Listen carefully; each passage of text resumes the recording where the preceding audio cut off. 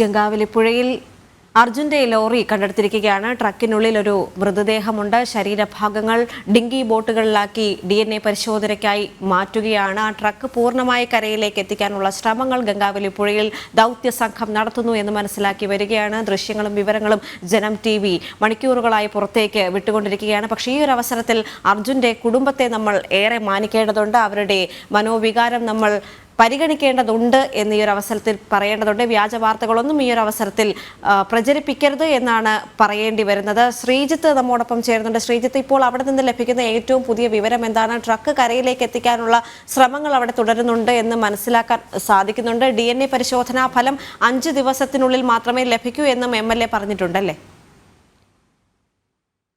എന്തായാലും 71 ദിവസമായി കാണാതായ ഈ മണ്ണിനടിയിൽപ്പെട്ടുപോയ ലോറി ഇപ്പോൾ അല്പസമയത്തിനകം തന്നെ ഈ കരയിലേക്ക് അടുപ്പിക്കാനുള്ള ശ്രമം തുടരുകയാണ്.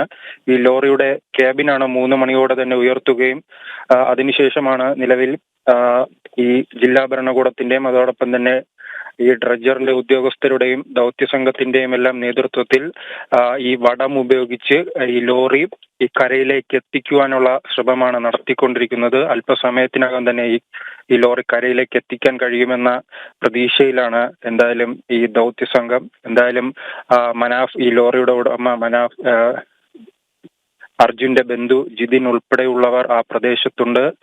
അല്പസമയം മുമ്പായിരുന്നു മനാഫ് ഉൾപ്പെടെയുള്ളവർ ആ ട്രഡ്ജറിനുള്ളിൽ എത്തി ഈ അർജുന്റെ മൃതദേഹം കണ്ടിരുന്നു.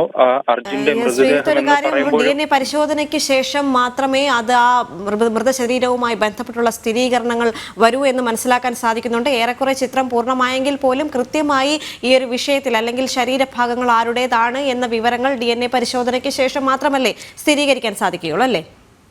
തീർച്ചയായും അത്തരത്തിലാണ്. എന്ന് പറയുമ്പോഴും ആ ലോറിക്കുള്ളിലായിരുന്നു അർജുൻ ഉണ്ടായിരുന്നതെന്ന് എല്ലാവരും പ്രതീക്ഷിച്ചിരുന്നതാണ്. അത്തരത്തിൽ തന്നെയാണ് നിലവിൽ അർജുന്റെ മൃതദേഹം ലോറിക്കുള്ളിൽ നിന്ന് തന്നെയാണ് കണ്ടെടുത്തിരിക്കുന്നത്. അതിനാൽ തന്നെയാണ് മനാഫ് ഉൾപ്പെടെയുള്ളവർ അത് സ്ഥിരീകരിച്ചിരിക്കുന്നത്. അത് ശാസ്ത്രീയമായി ഇനി തെളിയിക്കേണ്ട ആവശ്യം മാത്രമേ ബാക്കിയുള്ളൂ.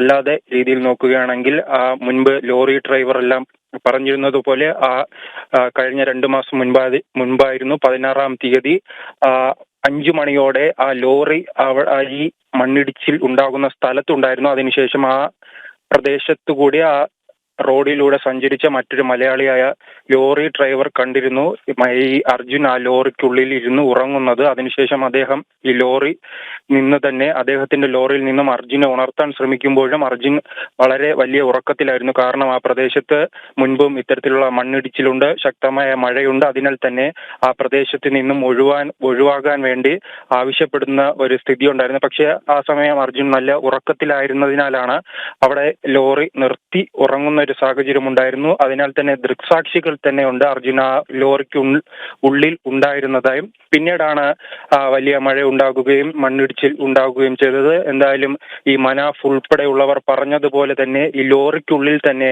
അർജുനെ കണ്ടെത്തിയിരിക്കുകയാണ്. ഇനി അത് ശാസ്ത്രീയമായി തെളിയിക്കേണ്ട ആവശ്യകത മാത്രമേ ഉള്ളൂ. അതിനുള്ള നടപടികൾ എന്തായാലും എത്രയും വേഗം ആരംഭിക്കാനുള്ള ശ്രമത്തിലാണ് ജില്ലാ ഭരണകൂടവും അതോടൊപ്പം തന്നെ കാർവാർ SP, കാർവാർ MLA അടക്കമുള്ളവർ അവിടെ എത്തിയിട്ടുണ്ട്. അവർ എത്രയും വേഗം ഈ മൃതദേഹം സമീപത്തെ ഹോസ്പിറ്റലിലേക്ക് മാറ്റാനുള്ള ശ്രമമാണ് ഉണ്ടായിരിക്കുന്നത്. എന്തായാലും DNA ടെസ്റ്റുമായി ബന്ധപ്പെട്ടും ചില ആശയക്കുഴപ്പങ്ങളുണ്ട്. കാരണം ഈ DNA-യുമായി ബന്ധപ്പെട്ട് DNA പരിശോധന ചിലപ്പോൾ ബലം ലഭിക്കുവാൻ 5 ദിവസത്തിലധികമാകും. മറിച്ച് ഇത് കുടുംബമാണ് ഇനി തീരുമാനിക്കാനുള്ളത് എന്താണ് ചെയ്യേണ്ടതെന്ന്. അവർ എന്തായാലും ജില്ലാ ഭരണകൂടവും അതോടൊപ്പം തന്നെ പോലീസിന്റെ SP-യുമായി ബന്ധപ്പെട്ട് അല്പസമയത്തിനകം തന്നെ ചർച്ച നടത്തും. ആ ചർച്ചയ്ക്ക് ശേഷമായിരിക്കും ഈ DNA പരിശോധന നടത്തണമോ എന്ന കാര്യത്തിലും തീരുമാനമുണ്ടാകുക. എന്തായാലും ഇപ്പോൾ കാർവാർ SP ആ ഡ്രഡ്ജറിനുള്ളിലാണുള്ളത്. അതിനുശേഷം അദ്ദേഹം അല്പസമയത്തിനകം തന്നെ കരയിലേക്ക് എത്തും. അതിനുശേഷമായിരിക്കും കുടുംബവുമായി ചർച്ച നടത്തുക.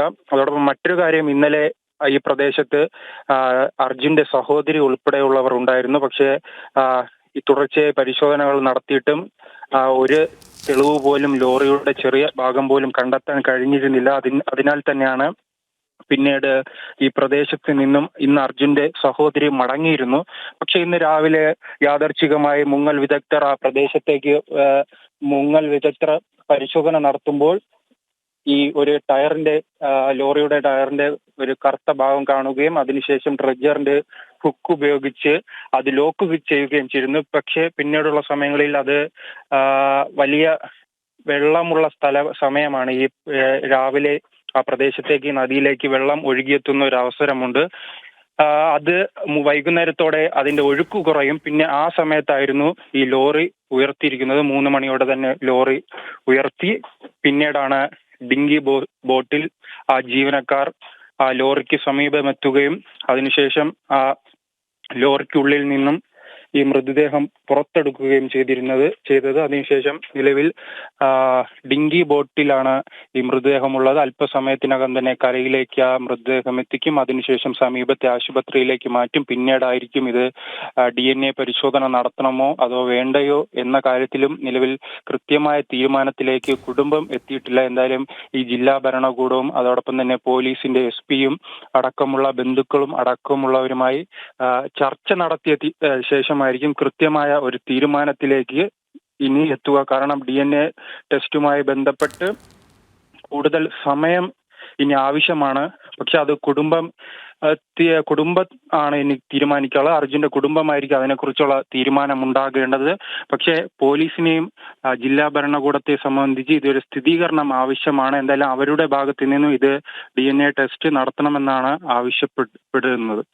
ശരി, അത് തന്നെയാണ്. ഗംഗാവലി പുഴ കണ്ണീർ പുഴയായി ഒഴുകുന്ന കാഴ്ചകളാണ് നമ്മളിപ്പോൾ കണ്ടുകൊണ്ടിരിക്കുന്നത്. മണ്ണിടിച്ചിലിൽ കാണാതായ കോഴിക്കോട് കണ്ണാടിക്കൽ സ്വദേശി അർജുന്റെ ലോറി കണ്ടെത്തിയിരിക്കുകയാണ്. അതിനൊപ്പം തന്നെ ലോറിക്കുള്ളിൽ ക്യാബിനുള്ളിൽ ഒരു മൃതദേഹം ഉണ്ടായിരുന്നു. ശരീരഭാഗങ്ങളെല്ലാം തന്നെ SDRF അത് ഡിങ്കി ബോട്ടുകളിലേക്ക് മാറ്റിയിരിക്കുകയാണ്. ഇനി DNA പരിശോധനയാണുള്ളത്. ഏറെക്കുറെ ചിത്രം വ്യക്തമായിരിക്കുന്നു, അല്ലെങ്കിൽ ഷിരൂരിൽ ഒരു ഉത്തരം ലഭിച്ചിരിക്കുന്നുവെങ്കിൽ പോലും ഔദ്യോഗികമായിട്ടുള്ള സ്ഥിരീകരണം DNA പരിശോധനയ്ക്ക് ശേഷം, ശാസ്ത്രീയ പരിശോധനകൾക്ക് ശേഷം മാത്രമേ പുറത്തേക്ക് എത്തുകയുള്ളൂ. എങ്കിൽ പോലും 72 ദിവസം മലയാളി ചോദിച്ച ആ ചോദ്യത്തിന് ഉത്തരമായിരിക്കുകയാണ്. അല്ലെങ്കിൽ 72 ദിവസത്തെ കഠിന പ്രയത്നത്തിനൊടുവിലെന്ന് പറയേണ്ടി വരും. കാരണം ദൗത്യം അത്രത്തോളം കഠിനമായിരുന്നു. കാരണം കാലാവസ്ഥയടക്കം പ്രതികൂലമായി ദിവസങ്ങളോളം നിൽക്കുന്ന ഒരു സാഹചര്യം, മുങ്ങൽ വിദഗ്ധർ അടക്കം ഒഴുകിപ്പോകുന്ന ഒരു സാഹചര്യവും ഉണ്ടായിരുന്നു. തങ്ങളുടെ ജീവൻ പോലും പണയപ്പെടുത്തിയാണ് മുങ്ങൽ വിദഗ്ധർ അവിടേക്ക് എത്തുന്നത്, അല്ലെങ്കിൽ നാവികസേന ഉദ്യോഗസ്ഥർ അവിടേക്ക് എത്തുന്നത്.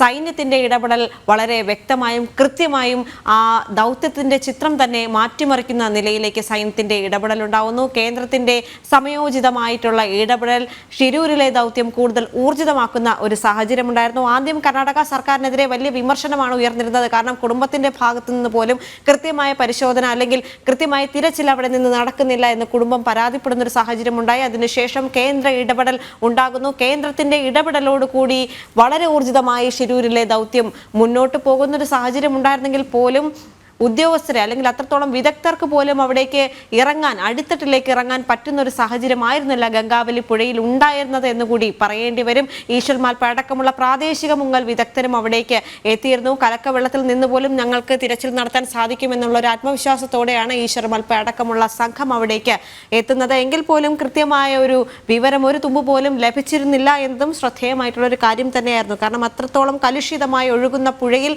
നാവികസേന സംഘം കൃത്യമായി പരിശോധന നടത്തിയിരിക്കുന്നു. ഒടുവിൽ 72ാമത്തെ ദിവസം അർജുന്റെ ലോറി ക്യാബിൻ ലഭിച്ചിരിക്കുകയാണ്.